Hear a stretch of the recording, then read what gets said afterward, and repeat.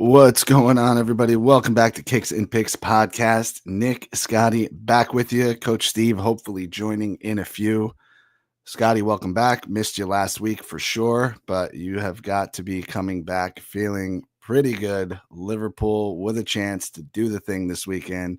Match week 34, I believe, in England. Yes. So 12 points clear. Arsenal with a draw today to Crystal Palace, and quite frankly, a game I didn't think Arsenal deserved to win or even really get points out of. I thought Palace looked really good in their charge for, I don't know, top 10 and the Good Feelings trophy. But shout out them. They didn't, they went and did as good as they could.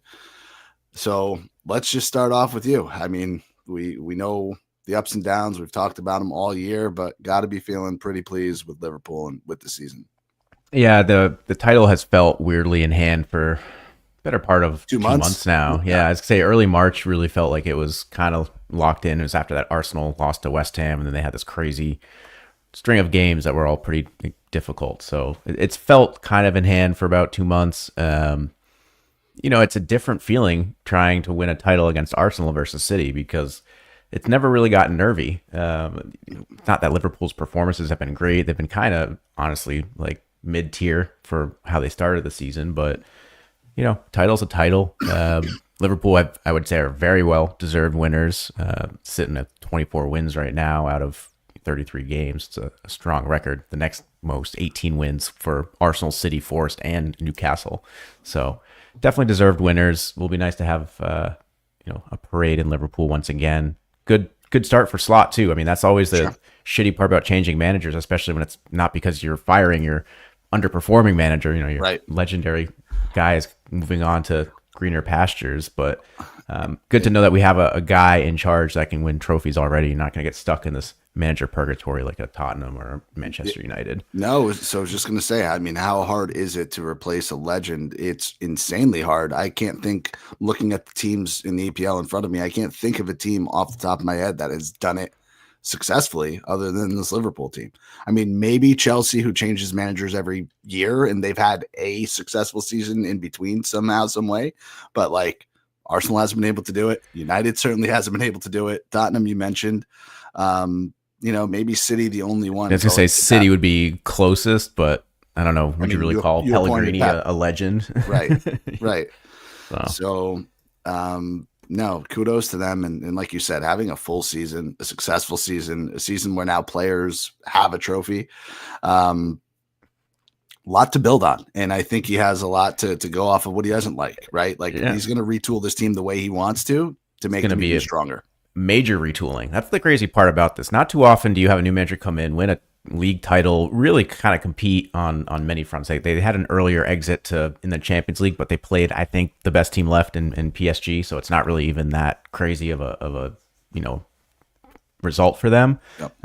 But I think by all measures, they're going to have a pretty busy summer in terms of overhauling the squad. I think there's going to be a lot of players in the front line moving on. Obviously, they've extended Van Dijk and Salah. That just came out in the past couple of weeks, so that's good. But yeah, I think there's going to be a lot of new faces showing up and a lot of current members of this title-winning team moving on, whether or not in their prime too, right? Like it's not just like a Firmino or a Mane situation or a Henderson situation where they're moving on because of age. That's like it's not working out here. We've made it work on the back of Salah and Van Dijk and the midfield that was unbelievably overhauled in a single summer. Now it's time to do the same for the other areas of the squad. Yeah, no question. It's sight to see. It's kind of, I mean, as an outsider, it's fascinating. As a fan, it must be 1,000 times better. So kudos to you guys. Next time we're on, I'm sure we'll be able to celebrate. Hedge, what's up, dude? Shout out you in the chat. Man United, I put out a tweet like it's just we need to change EPL ruling because there's no way that Man United and Tottenham could be this bad and we're not allowed to relegate them. Like they should be relegated teams. Literally everybody outside of West Ham is ahead of them, and West Ham's like only 2 points back. So if we can't relegate Tottenham and Manchester United after a year like this, I don't know what it says about the sport. Yeah, I mean, if you combine Manchester United and Everton's total points, they're still 3 points behind Liverpool in the table. Crazy. Wow. That's nuts. But yeah, no, I mean, rest of the table outside of United, Tottenham, who suck, we've got a race. We've got a race here for top 4, top 5, actually, in England is what it should be. So Manchester United will, Manchester City will probably be beneficiaries of their worst season ever and still making Champions League. So that's not fair. But let's run through it. Arsenal, second place, pretty much firmly entrenched there, 67 points. Not so fast. They have not been playing well. City have kind of rebounded. 6 points in 4 games. I wouldn't just give that second place to Arsenal. That would be a colossal collapse for them. And not that second place is really means all that much, but they've still finished in third with the season that City had and with the hopes that Arsenal had. No. It's a pretty big, kick in the nuts on the way. Even if they just finished level with City on points after this. Fair enough. No question. Gut punch would be a nut punch to Arsenal if that happens. Arsenal's drawn 3 out of the last 4, and City have sneakily won 4 of their last 5. So it's fair enough. And Arsenal has bigger things to worry about right now with Champions League. So no question. If they finish second or third, it doesn't really matter, but would be cool I don't know who I'm rooting for to drop down like more. I dislike both teams so much. I'm looking for misery out of both of them. I wish Forest didn't drop 2 out of their last 3 games. Facts. Yeah, that's the real sad part about it. But I still think they're going to be in the Champions League next year if they can kind of hold on to things. This Champions League race in England right now is actually really tight, and it's going to be decided by these teams playing each other. They all kind of face each other in some capacity in these last couple of weeks. Like Chelsea are going to be facing Newcastle and Forest, I believe. Arsenal has a game, I want to say, against Chelsea perhaps as well.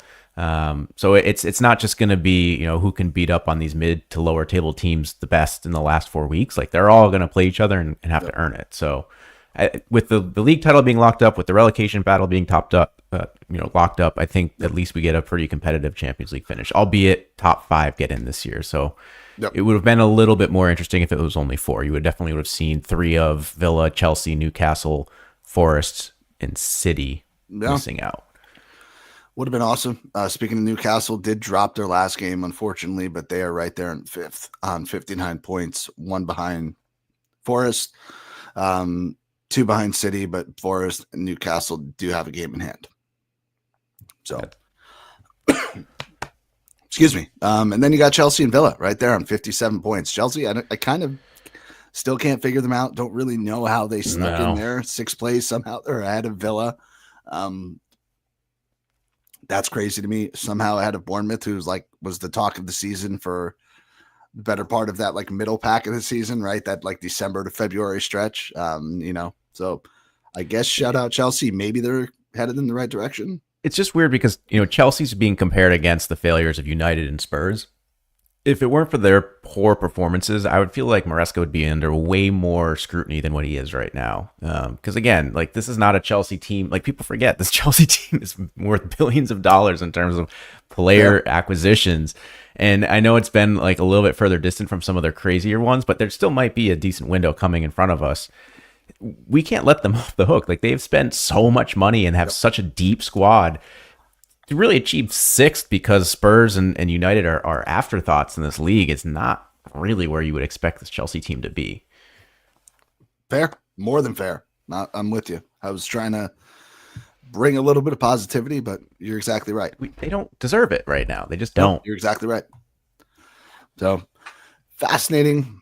4 or 5 games left. Let's keep a close eye on it. I think, I know who I'm rooting for. I think who you're rooting for. Let's hope for some chaos. Let's hope for these Arsenal and City teams to drop out of the race, or, for that second, third spot. I would love to see it. Let's roll into the games that we have this weekend. Speaking of, we have Chelsea at home to your favorite team and mine, Everton. Yeah. Shout out Everton. Did lose last game, unfortunately, but they've been pretty hot. Picking up points. They're the draw masters, right? We keeping it close. Been playing a lot better, covering a lot of spreads, which I like to see. But they are a big underdog here to Chelsea away, plus 475. Chelsea minus 165. I'm wondering what we do in this one, Scotty, because I don't know how much we trust or should trust Chelsea on the spread. Oh, I'll sell you. Okay, go ahead. It's Everton +1 at -130. I mean, Chelsea haven't beaten a team by more than 1 goal since they beat Southampton 4-0. After that, you'd have to go all the way back to Wolves in January. They beat Wolves 3-1. So Wolves and Southampton are the only 2 teams in calendar year 2025 that Chelsea have beaten by more than 1 goal.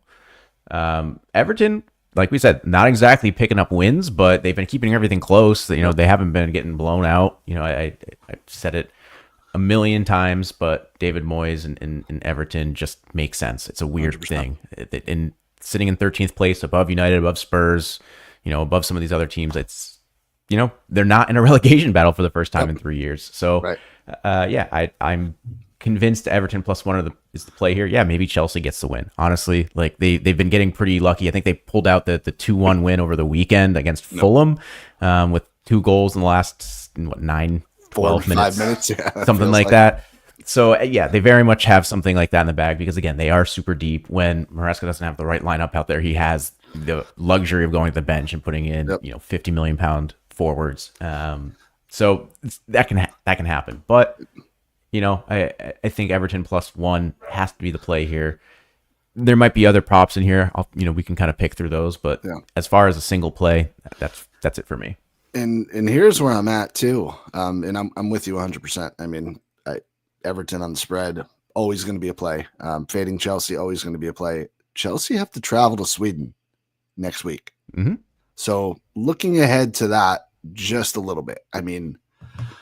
Both games important, but I think they have a realistic shot at winning the Conference League, or is it the Europa League? It's Conference League. Yep. Yeah. I mean, more than a realistic shot to win that tournament. So have to travel, have to be looking ahead to it. We discussed it last week, and I think we were 100% with our record saying, be careful of the teams that play midweek the following week in Europe.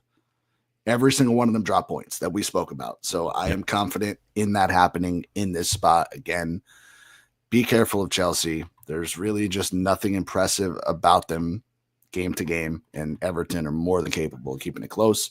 +1, you're getting the benefit of a lot of different results here. Yeah. Both teams to score. Yes, is -115. I don't hate that either. Yeah.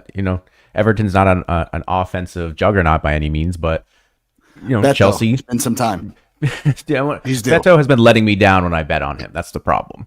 It's more like bet no. Bet no. Shot on target. Never fucking hits. Never happens for me. But again, both teams to score -115. It's a good enough number. This is not so much a bet on Everton to score as much as it is to Chelsea to concede. So I think that's kind of where my frame of mind is. No, I'm with you 100%. Chelsea are giving up well over a goal a game, so absolutely with you. Let's hop over to the next one. Bournemouth at home to Manchester United. Bournemouth -145 favorites at home. United +370. The question I have for you, and we kind of talked about them a little bit, right? Bournemouth's come back down to earth. I think they only have 1 win in their last 6 games, 1 win in their last 7 games, something like that.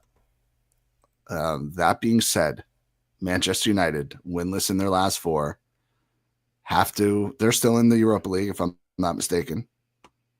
Yes, they're playing Athletic Club. 99% sure, right? Yep. So they have a big game ahead of them. They obviously have no ability to move up or down in the standings.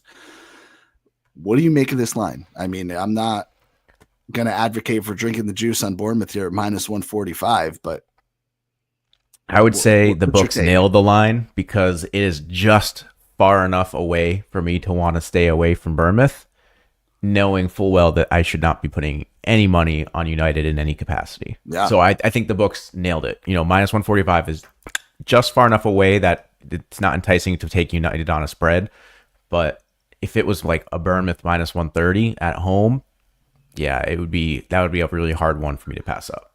Suckered right in. And the crazy thing too is, I mean, they're expecting Bournemouth to do it. I mean, over 1.5 team total -170. Mm-hmm. Yeah, and it's their offense was cranking midway through the season. It's kind of stalled out a little bit. They've been picking up. Let's see, they scored 1 against Fulham, 2 against West Ham, just 1 against Ipswich, 1 against against City, 1 against Brentford. They haven't been really scoring in bunches right now. Shutout against Crystal Palace last weekend. So I don't know if I'm touching that. That's tough. It's given the talent that they have, with Visa and Mbeumo, of course, I would bet on it. But yeah, right. No, I don't know. I'm just kind of almost feels like a trap. Like it's a little bit like a draw at plus 300. Seems like it's in play. Not necessarily going to bet on it, but I do feel like it's in play. Like if there was ever, I just listed Brentford. Sorry, I listed Brentford forwards. I just said Brentford. Oh, it's Evan Nielsen, who has actually fucked me in the last 3 weeks too. By the way, because I've been riding him on anytime shot on target, and he's just kind of closed up shop in the last. Justin Kluivert, which makes sense now. This is all clicking. Yeah, no wonder they've been not scoring. Okay, continue. Yep. And Kluivert was hurt for quite some time. So yeah, like his run of form didn't feel like that was sustainable. Definitely I know coach was rooting for it, but that's not a guy that you not. want to gamble on week in, week out. Yeah, so I don't know. That's kind of where I'm like, unless you guys believe, if anybody believes in United Hedge, if you're still in the chat, dude, let us know what you think about your team here. Plus 255, draw no bet, like plus 200 for them to score a couple goals. It's even on this, like I said, the spread is just not. It's not there. Like if this was a similar line where like United +1 is like minus 130, like we have with Everton, yeah, maybe you could talk me into it. But yeah, I fully expect Bournemouth to win. That is jumping out as like we're gonna come back to this game. I probably won't bet on it. I'm going to come back on, Sunday and be like, oh shit, look, 1-1 draw, 2-2 draw, something like that. Both teams to score minus 155. Like this is just gross. It's all gross. Like you're better off just like pulling. I'm gonna go back and wonder why you wanted to talk about this game, other than just for a chance to shit on United. Yeah, that's primarily it. I thought we could find something with. I thought that you were going to be able to talk me into taking United. That's kind of where I thought you were going. You started out doing that. You were really, that was the avenue you were going down. I tried, but it's just not. It's not there. Maybe I would honestly just like take like an under in this because I don't love United, scoring in bunches. What we just talked about, Bournemouth basically getting a goal a game in their last 6 or 7 matches. Under 2.75 is minus 110. Yeah, maybe that's the play.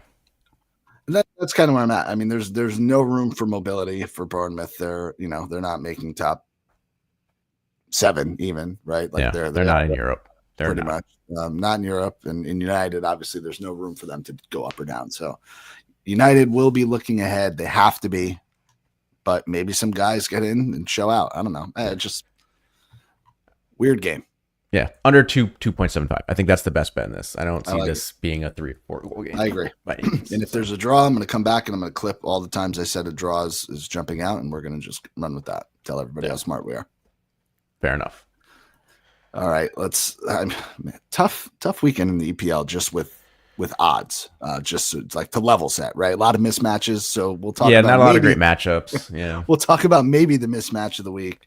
It's Liverpool at home taking on Tottenham. Minus 380 for the boys. Tottenham plus 750. Draw no bet plus 600.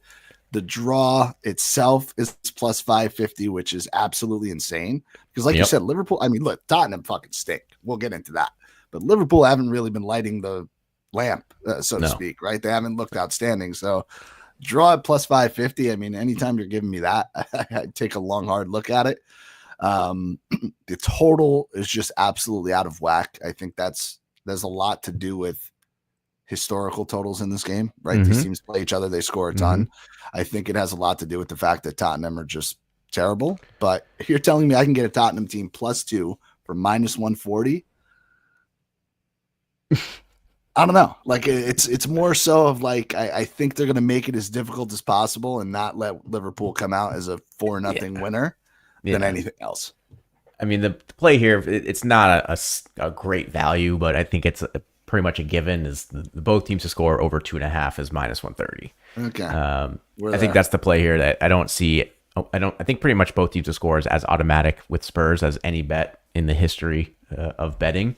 And yeah, to your point, like even with Liverpool kind of struggling a little bit here, with the added edge of, hey, we can win the Premier League title at home with a strong performance here, I think there's going to be a pretty good show out for the Reds.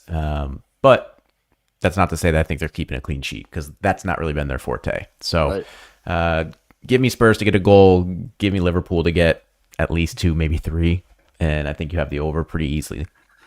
And here's this logic makes no sense, but I'm going to say it out loud anyway. Like, I had Liverpool very small, but I had their team total 2.5 goals last week against Leicester. Like, it's a plus number. If Liverpool is going to come out, Leicester fucking stinks. Pool haven't looked that good, but maybe this gets them back on track and they could just finish the season strong and ride this out. And they struggled for 90. I mean, I would say they struggled more than Leicester made them struggle.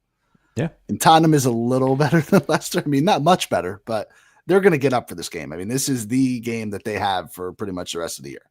Yeah, I mean, what's been exposed with Liverpool in the past 6 weeks is that this team was really reliant on Salah, who had an all-time season in scoring, creating, you name it. But outside of him, they had Gakpo for the first half of the season. He gets hurt, hasn't really been a contributor. Luis Diaz, I've said 1,000 times, he's the guy that does the most while delivering the least. Just looks good, does a lot of pressing, does a lot of secondary things really well, but does not score or create much for a guy of his expectations.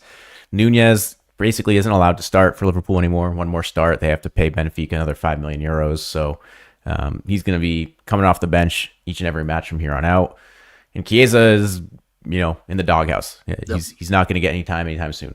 Jota has looked marginally better, I would say, in the past 2 or 3 weeks, but even him, he got injured and hasn't really looked the same since. So they've been really reliant on Salah. Trent has been out, so they haven't been getting any creativity from the right back position that they used to get. Andy Robertson has been a shell of himself for the past year and a half. So that's why I think there's going to be a significant overhaul in the summer. They managed to win a season on the back of an all-time season from a 31-year-old Egyptian right winger. Yep. To rely on that again next season would be foolish, and I think they have the means, after basically sitting out last summer, to invest pretty heavily. No, and like you said, I mean, all-time season is 100% spot on. He ran into probably fatigue and probably Ramadan, right? Like every year, we know this happens, and hasn't needed to recover necessarily, right? Like the team was so far ahead, his form was already so good, his numbers were already so good. You guys have figured it out, but he's still plus 220 to get an assist in this game. That's something I would look towards. I think that's still an insanely disrespectful number, considering his to score number is minus 220. It's not disrespectful because it's not anything to do with Salah.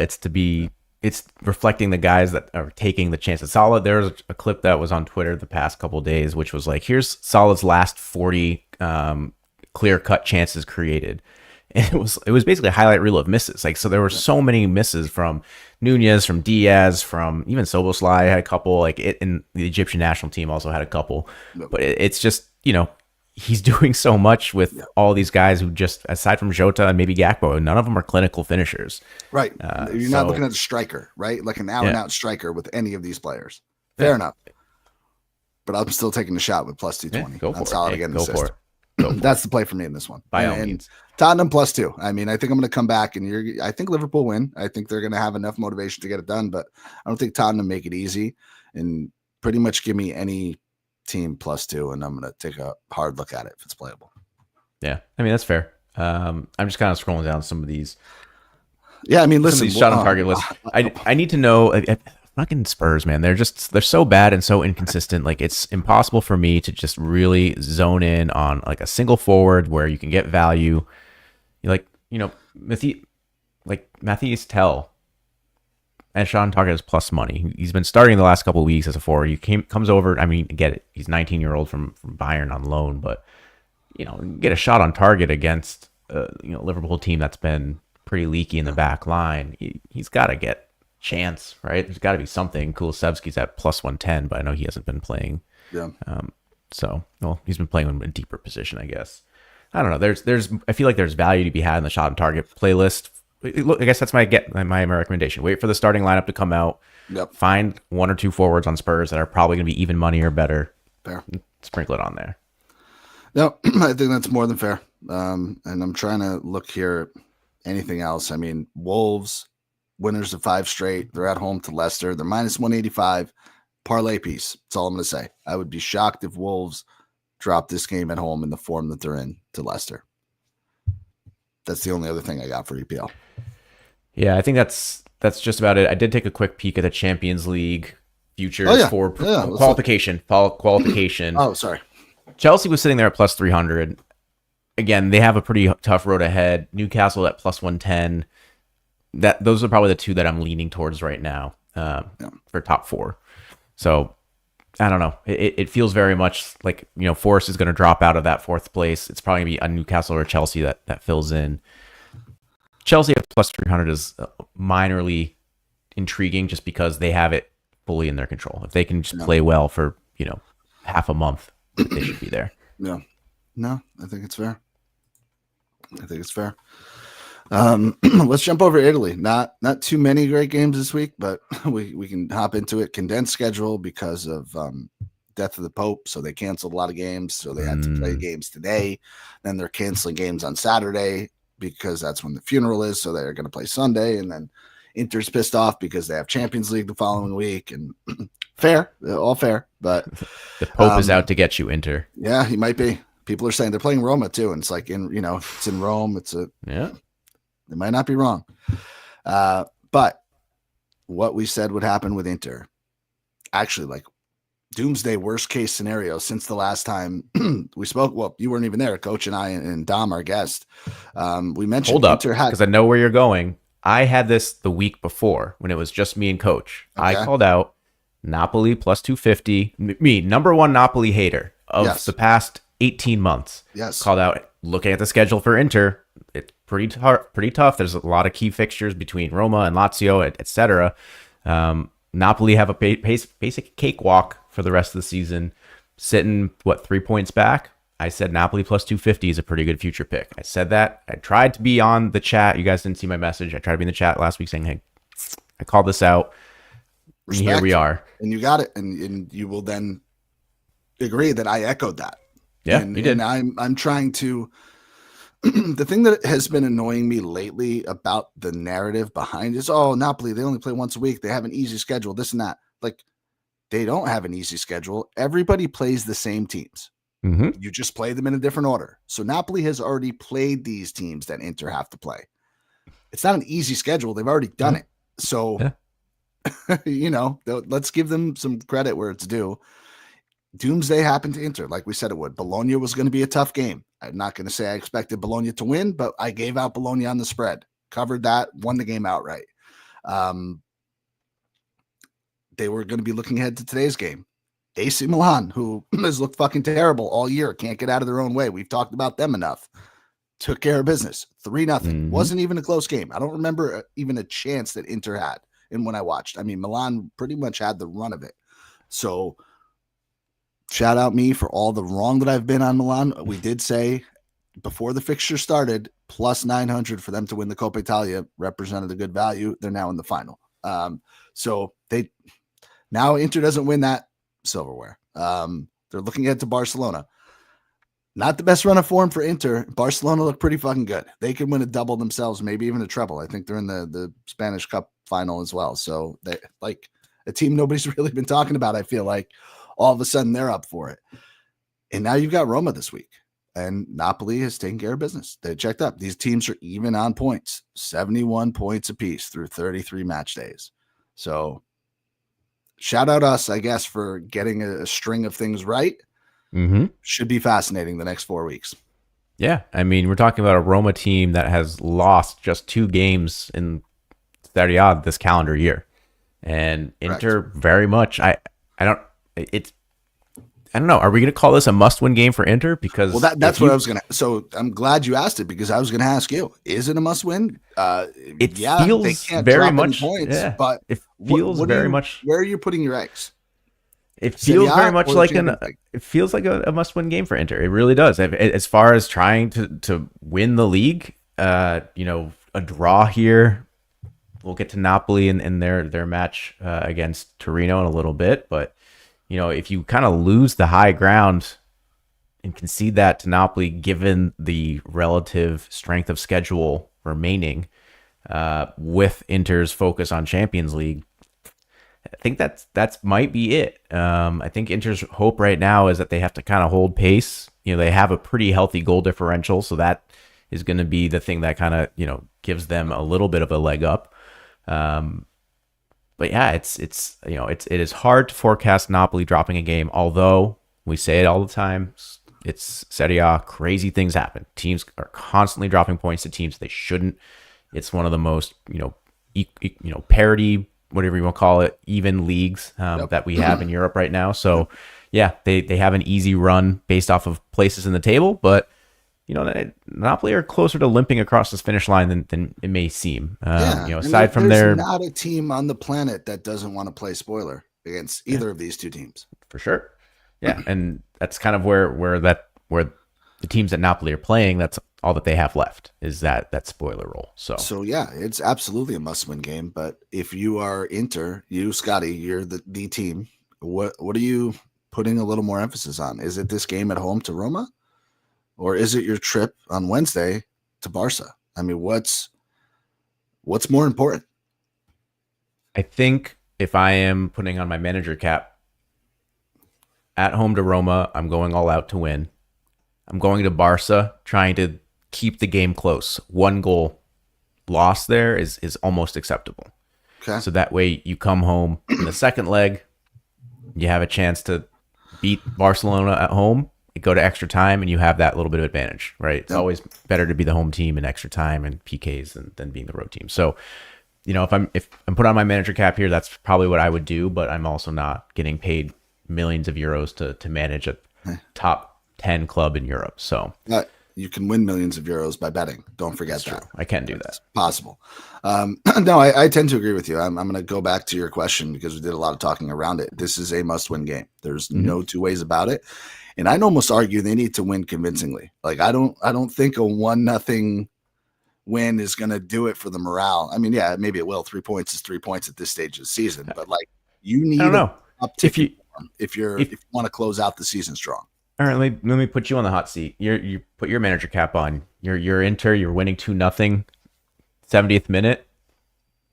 You can start rotating, trying to save guys' legs for Barcelona. Well, it's not Inzaghi's strong suit for what it's fucking worth. But no, absolutely, 100%. I'm making 5 subs immediately. So that's why, like, I don't think I don't think they're trying to win convincingly. I think they're trying to do just enough to win and get the 3 points, and then save as much as they possibly can in the gas tank for the next 10 days. No, it's a fair point. It's a fair point. And they have the depth to be able to rotate. They rotated a little bit today. It obviously came back to backfire. But they have to get something. You cannot say you face Bologna and Roma and got 1 or 0 points. That would be catastrophic. I mean, the maximum they can get now is 3, but you have to get those 3. So I'm with you. Minus 140 on the money line. I don't think we talked about that yet. Roma is plus 340. Draws plus 255. That plus, I'm in a draw mood this week. I don't know why. These I'm gonna just kind of jumping at me. I'm gonna back you on that. Roma draw no bet at plus 235 is a strong number. I'm gonna scroll down to the spread in a second, but Inter has to convince me that they can win this game. No, I think you're kind of on the right track here. I think Roma plus half a goal at plus 105 is where I'm going. Yeah. I also misspoke earlier. They've actually only lost 1 game this calendar year in the league. One of the other losses I was looking at was AZ Alkmaar. That was in January. They are one of the 2 most informed teams in Italy right now in terms of league performance. I get it. They're on the road, but to get a draw here, I think satisfies Roma in what they're trying to do. Definitely. Juve dropped points today, so Roma would love that. Yeah, so I think a Roma plus half a goal, plus 105. I think Inter in a must-win game, I think they falter a little bit. I agree. Shit, man. I'm trying to see what else, but no, I would even I'd buy this up to Roma plus 3/4 of a goal, minus 120. Because that way, if it's a one goal loss, you're getting half your money back. I'm okay with that. Looking at corners, man. How does Roma not get 4 corners? I know we haven't bet a lot of corners this year. How do they not get 4 corners? That seems like a really, really low number. If they concede a lot of possession, that's the only way. I mean, do you think is this a 60-40 possession game for Inter? It could be. I don't know. Honestly, even if it's 50-50, I think you're right. If it's just like 50, really weird. Anything inside of 55, I think you're right. And the total is kind of tripping me out too, because Roma, I mean, they don't go over a lot, but over 2.5 seems really reasonable in this game. Like, I just don't see how it's not a 2-1 game one way or the other. Yeah, I think it's just, like I said, Inter are trying to do the least amount they have to do to win. Yeah. And I think that kind of leaves like a, again, if it's, hey, we get a goal in the 40th minute, can we kind of drag this out? Both teams to score minus 120. I like it all. That I like. Yeah, that I like. I'll co-sign that because again, I like Roma winning or plus half a goal in this. Both teams to score on board, 100%. A 1-1 draw certainly feels like a potential result here. Definitely. What are we looking at for that game score? 1-1 is plus 450. I don't mind that at all. Yeah, just beware is all I'm going to say. I want to say both things. I want to be right. Must-win game for Inter on one hand, poor form, absolute look-ahead spot on the other hand. Anything could happen in this game. And when anything could happen, in my mind, from a betting standpoint, you should always back the team that is plus 340. Fair. Like, I will take a shot at plus 340 or, one of the variants that we gave out, a draw no bet, a spread, whatever. You always have an edge. There's always going to be a little bit of plus EV with that underdog. Way I look at it. Yeah. Let's talk about their partners here. Napoli at home to Torino.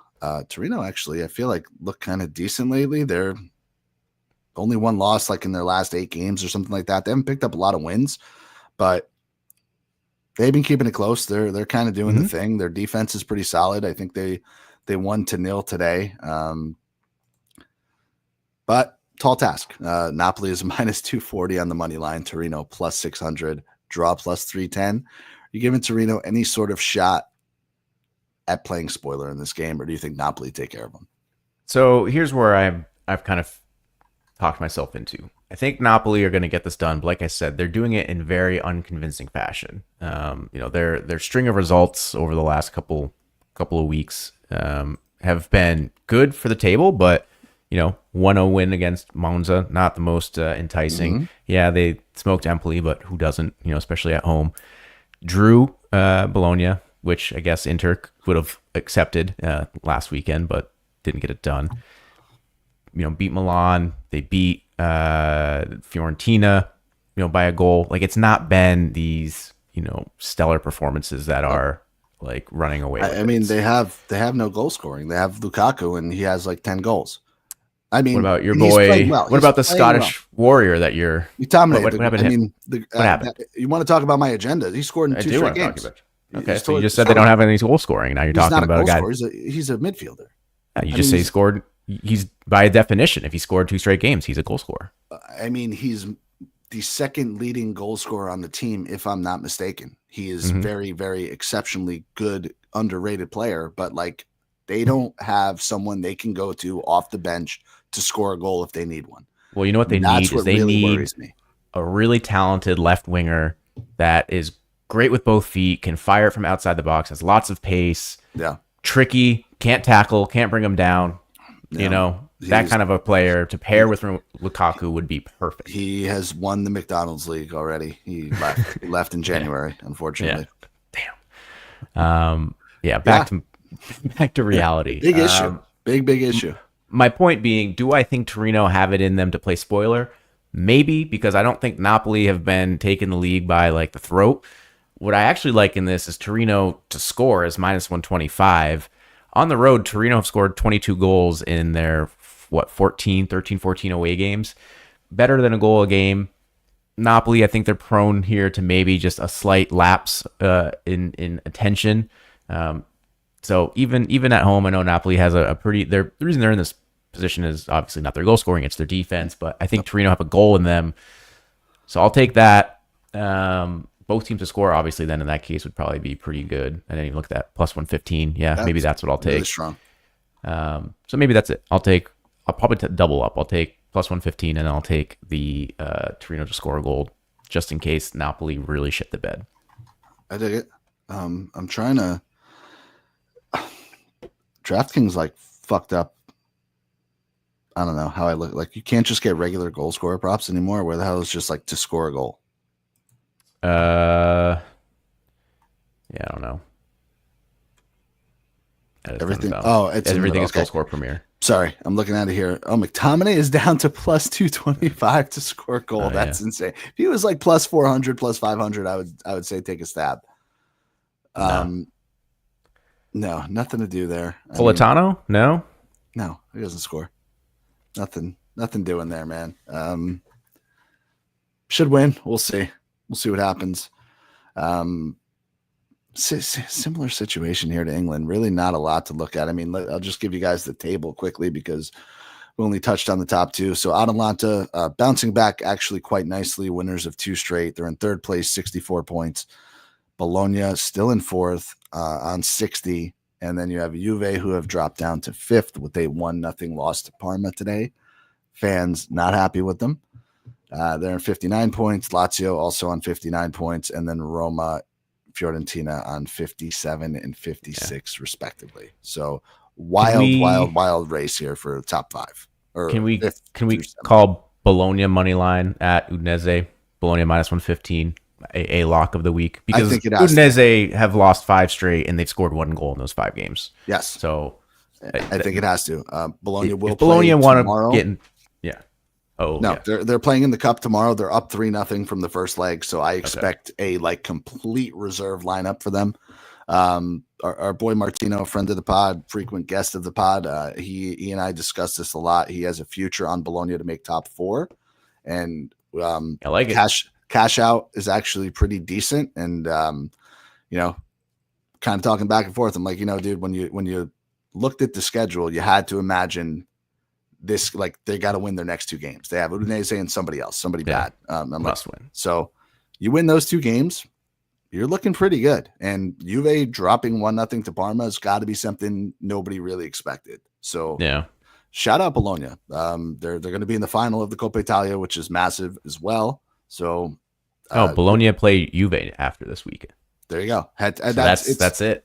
That's just you take care of business, and you get a draw head to head. You're looking really fucking good for that top 4 spot. So shout out them. But you actually you mentioned the game line, right? It's minus 115. Yeah, got to back Bologna in that spot, which is the reason I told that whole story. Atalanta, massive favorite at home. AC Milan playing Venezia, they're minus 145. I don't know what's the upside to taking them. I can't really see it. Not at that number. Yeah. Como at home to Genoa at minus 120. Como's been on kind of a little bit of a rampage. They've won 3 straight. They're up to 12th place. That's not bad. Venezia is pretty much going to get relegated, but they need points. So like how motivated or not Venezia, I'm sorry. Genoa kind of needs points. They've they're okay. Mid-table. I don't know. I had them confused. I'm sorry. I was looking at Venezia, so I thought they were playing Venezia. They're actually playing Genoa, but I don't know. I think Como is a decent spot. Fiorentina minus 145 at Empoli. The numbers aren't good. I don't know. I mean, if you want to parlay a couple of them, maybe. Yeah, that's how I was just looking. There's just not much to do. Yeah, it's dire. I was trying to parlay. Like you could do like a Milan and Fiorentina parlay that gets you plus 185 both. And that's that's not a great number for when like a draw could ruin you in either instance. I mean, you could go ahead and throw one of those 2 on the draw no bet. You'd still have a decent number. Let down draw, Johnny. Plus Johnny 120. knows exactly it. So So Fiorentina money line at home, Milan draw no bet on the road. It's plus 120. Might as well. Yeah. If you're really trying to throw some money on these games while you watch them, that might be the way to do it. That's or it. Just take shot on target plays. That's what I do. We will, as men of the people, we will tweet out some plays because we're grasping at straws right now to give anybody anything. Right? I think we have a like tough 4 weekend. plays. It's just a shitty fucking weekend. It's a tough weekend. So let's do something fun. Yeah, go for it. Let's look at the Champions League because I know we won't have a show before then, but Champions League's Tuesday and Wednesday of next week. It's 4 teams left. Arsenal at home to PSG, plus 110 favorites for Arsenal, plus 240 for PSG. That draws plus 240. I don't know who I've been more wrong about in the Champions League, PSG or Arsenal. I guess it's Arsenal because probably Arsenal. To be fair, we did give out PSG plus 1600. Yeah, no, and I corrected myself after watching them. They're a different team than they have been. They're certainly much better, much more dynamic. And they got here. They're in the Final Four. This is the furthest they've ever gone, right? Yeah, off the top of my head. So give me a reason not to back PSG. I know they're away, but no. Plus 140, draw no bet. That's it. Like? No, that's it. It's plus 140, draw no bet. Arsenal's defense lacking. Saliba without Gabriel has looked very shaky. No. Jacob Kiwior has been okay filling in, as a deputy center back, but I have a feeling their midfield of Rice and Partey are going to be overwhelmed by just how much energy and running the PSG midfield does. That was what really caught my eye when they played Liverpool. Liverpool's midfield has been known to, basically outrun everybody that they play, and they looked like they were running in quicksand against PSG. So between the pace that PSG's attack has, I see a lot of problem for Arsenal defending, especially in the opening leg. And then the question I have for you is do you really want to trust an Arsenal team being led by Trossard or Marino in absolutely the center forward position? Trossard has goals in his last 3 games, something like that. But no, I absolutely don't. I haven't trusted them yet, but they've made it this far. So I have to admit I've been wrong a little bit here about Arsenal. Over 2.5 looks really good in this game. I just don't see a scenario where there's not 3 goals. I know that it's kind of bait. But the line is right there, man. Minus 125. All right, then goals. Can I get you, if you think you like the 3 goals, PSG team total over 1.5? What do you think that is? Don't look. If I had to guess, plus 145. Plus 165. I'm in. Done. Yeah. Say less. Yeah, that's a crazy. I mean, I get it. I know Arsenal's strength for most of the season has been their defense. Gabriel's not walking through that door. His hamstring is spaghetti. I have to imagine that PSG's midfield runs circles around Arsenal. That's what I 100%. Arsenal's midfield, the double pivot of Rice and Partey works when they have possession and nobody is, relentlessly pressing them. Partey is not a fantastic passer of the ball. No. He's a disruptor. He can control the game, but he's not going to be distributing it across all corners of the field. Slow. They're slow as shit. PSG is going to be just Speedy Gonzalez out there. Yeah. And if you think, Odegaard in the 10 is going to help, no, it's not going to work. You're going to rely on Martinelli and Saka having to fill in a lot of gaps on the sides, which, they're not good at. Martinelli is okay at that. Saka, I don't want to rely on. I mean, I guess the argument is you have an extra midfielder playing your number 9, but it's not a position you want to be in when you're trying to win your, leg 1 at home of a Champions League semifinal. So, if PSG score first, Arsenal's in real big trouble. So let's just go ahead and say that PSG over 1.5 at plus 165, PSG draw no bet at plus 140 are by far the best bets that I think we'll find. Yeah, no question. Listen, PSG, even PSG plus half a goal is minus 130. I think that's kind of silly. But you're giving me plus 165 on a team that probably averages 3.5 goals a game, throughout obviously the French league, but also in Champions League. They've been dynamic as hell. So, I don't know, man. I'm willing to lose a plus 165. Yeah. That's kind of where I'm at. I'm willing to lose that and know that I have a plus 140 draw no bet ready to back that up. No, that's it, dude. I agree. Other than that, I mean, we'll have to wait for lineups. We'll have to see what happens this weekend. Mm-hmm. Yada, yada. But I don't know. I was really shocked when I saw this line. I get that Arsenal are at home, but I thought PSG would get a little more respect. Yeah, 100%. Let's hop over to the other one. Barcelona at home to Inter, minus 145. Favorites on that money line. Inter plus 340. Draws plus 310. Yeah, I'm going to I'll let you start off because I'm so skewed from talking myself out of Inter this weekend. It's going to be really hard for me to talk myself into them against Barca. But the reality is Inter in the Champions League has played differently. They've, I think, only conceded 3 goals or something like that. Really, really low number. They've only trailed for something like 15 minutes in the Champions League. I mean, their defense has been on lock. It's been fantastic. They got timely goals. They took care of Bayern. Granted, Sommer made a lot of good saves. Bayern were attacking, but it's kind of like Barcelona. They could have those games where they're a little bit, a lot of possession, a little toothless when it comes to finishing. If Inter get a couple good saves, a couple good stops, they found the timely goals in the Champions League. They've weathered the storm versus a team like this. Wouldn't put it past them to do it again. I'm not saying they're going to win this game. Like you said, I think the game plan should be to get out of there with a draw. I don't like to go in with a negative game plan, but that should be the hope. Plus 340 seems like a pretty big number, is what I'm getting at here. I just think it's, by the same token, a little bit disrespectful for how good Inter have been in the Champions League this year.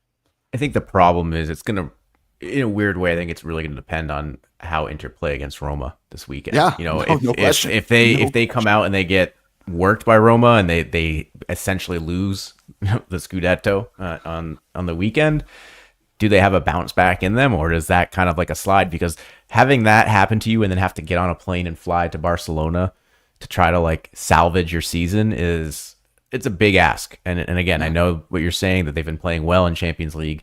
They've also been kind of doing okay in Serie A in those, prior to those matches. Like they haven't been in this kind of dire situation. No. So I almost have to say, like, it really depends on like where their mood is at on Monday. So that's kind of my concern.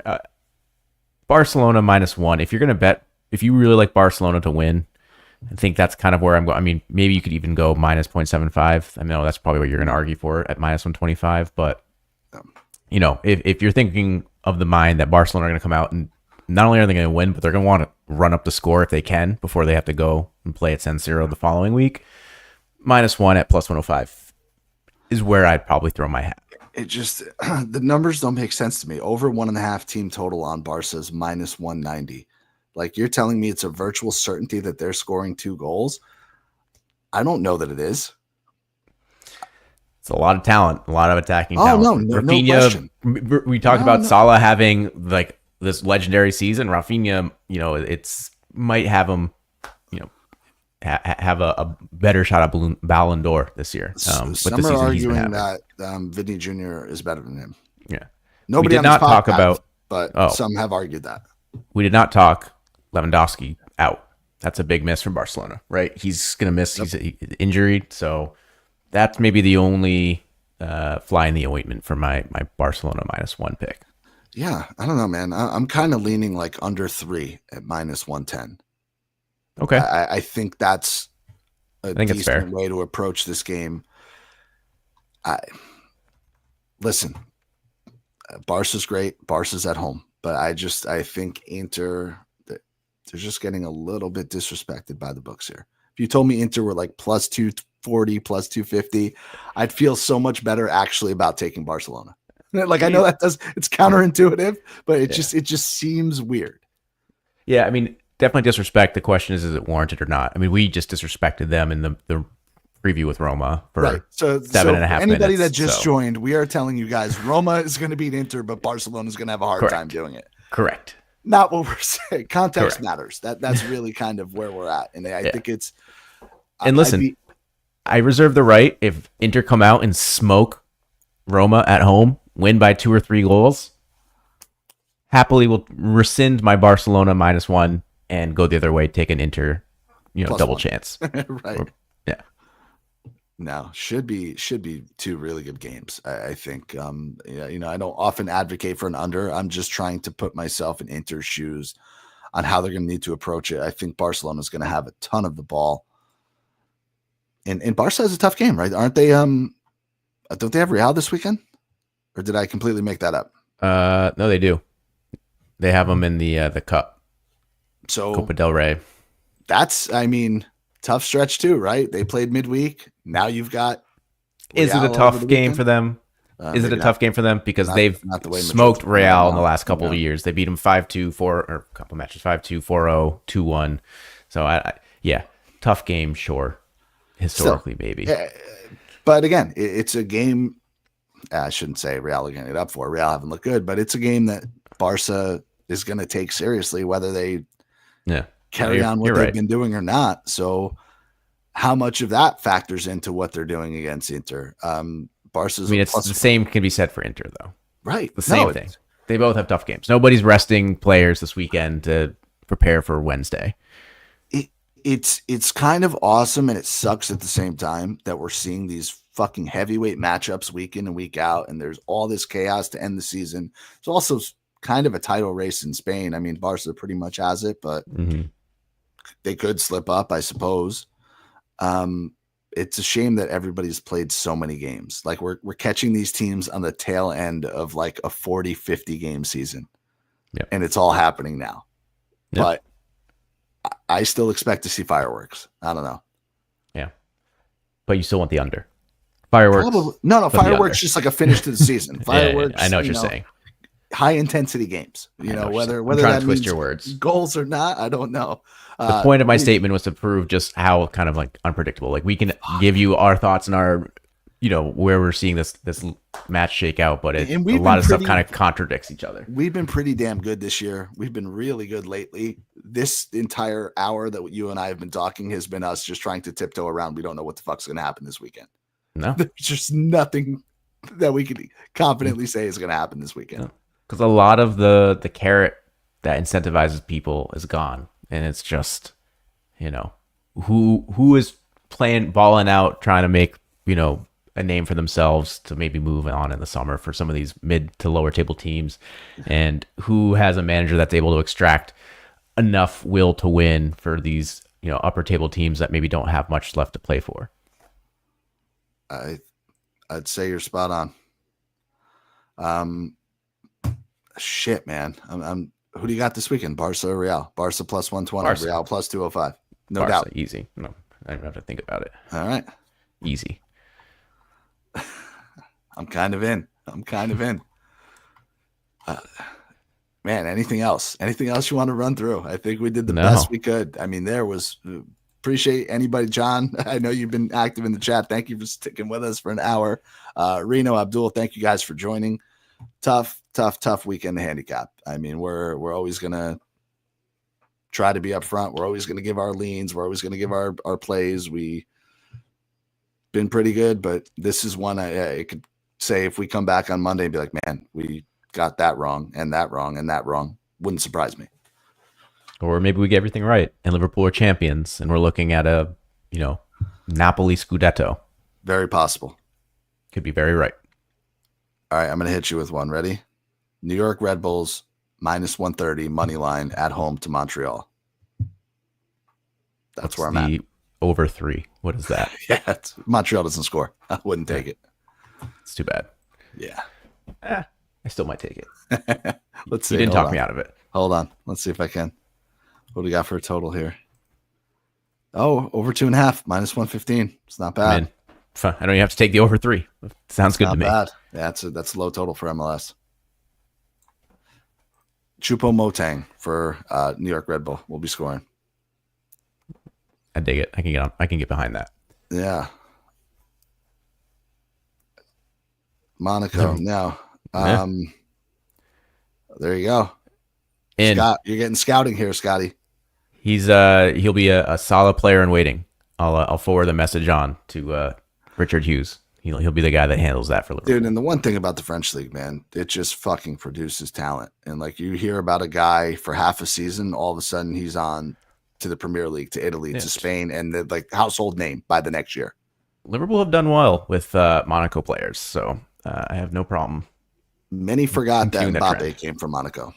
Yeah, really. Ugh. My boy Minamino still there. Crushing. No, for what it's worth, Mr. Hartnick, my guy is Cherokee from Lyon. That guy is fucking nasty. I think he is going to be a household name next year. He's going to be on a massive, massive team. He's carrying right now. So a lot of talent, a lot of creative players in France for sure. Right. Dude, I think that's what I got. Yeah, that's our hour. So I think we did it. There you go. I'm going to hit you guys for another 4 seconds so we can successfully cross the hour mark. No, shout out anybody that listens, guys. Really appreciate the support. Always get in the chat. Appreciate the conversation. If you enjoy, please hit us with a retweet, with a like, subscribe on YouTube. Goes a long way.